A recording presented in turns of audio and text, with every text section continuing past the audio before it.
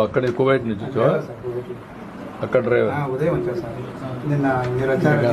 మీకు అందరికి బాగా అలవాటే, మీరు కువైట్ వెళ్ళిపోతున్నారు. సార్ ఎంత వస్తుంది? డబ్బులు ఎంత వస్తుంది అక్కడ? ఏమవుతుంది సార్, ఆ ఖర్చులు కూడా సరిపడా. మరి ఎందుకు వాడు ఇవ్వరు? ఏదన్నా అట్టగా ఇక్కడ కంటే అక్కడ లాభం ఏంటి?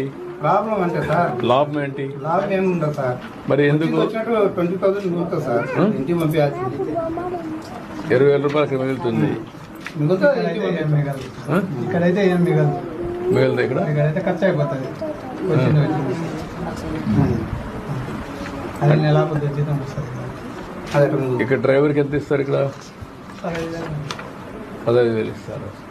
15,000 10,000. ఎంత ఖర్చు అవుతుంది మీకు అక్కడ పోయేదంటే?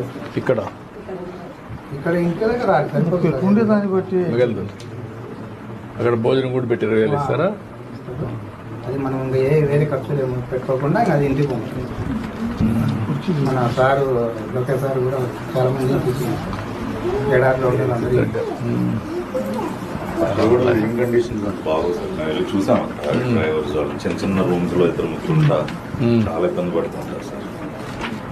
మేము అక్కడ కూడా వెళ్ళాలనుకోలేదు సార్. ఏమన్నా గవర్నమెంట్ ఏమన్నా వెహికల్ ఇచ్చినా ఇటేమన్నవి ఏంటమ్మా?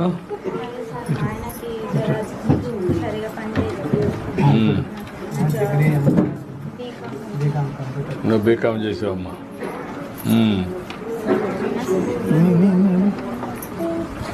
ఈ అమ్మాయికి అవుట్ సోర్సింగ్ ఇవ్వండి. ఆ అమ్మాయిది ఒకసారి చెక్ చేయించి ఎంత పెన్షన్ ఇస్తున్నాం, హాస్పిటల్ ట్రీట్మెంట్కి ఏదైనా ఉంటే ఇద్దాం. ఇతనికి షెడ్ పెడితే సరిపోతుందా నీకు? వెల్డింగ్ షాప్ అది వెల్డింగ్ షాప్ అవి పెట్టించేయండి. అతనికి ఒక వెహికల్ కావాలంటే తీసిచ్చేయండి. దాంట్లో నుంచి ఇచ్చేసి కంప్లీట్ చేయండి.